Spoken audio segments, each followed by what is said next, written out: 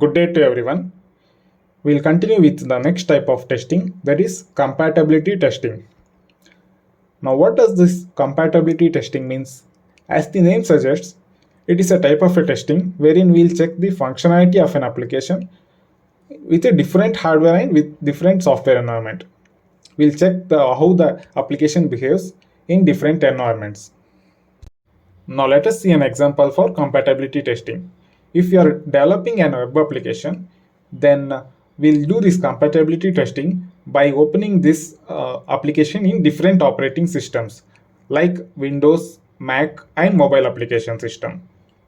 In that, we'll be launching the application in different browsers like Chrome browser, Edge browser, Mozilla Firefox and other types of browsers.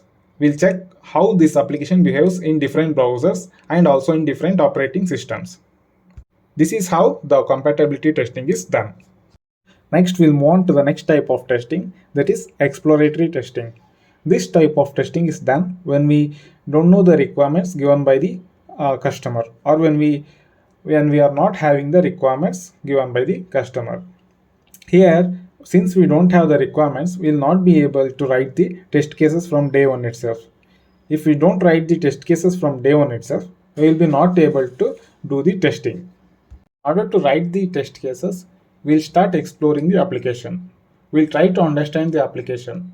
Based on the understanding, we'll start identifying all the best possible test scenarios, and also we'll write the test cases, and then we'll start testing the application. This type of testing, it is called as exploratory testing. Now let us see when we can use these exploratory testings.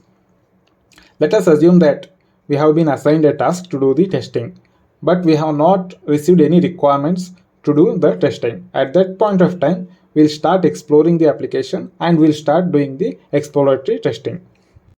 In the next scenario, let us assume that we have been assigned a task by the Scrum Master, but he will not provide any of the requirements.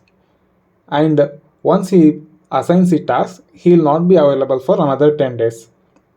In the same way, the developer, he will give us the one of the build for testing and he will not be available for another week.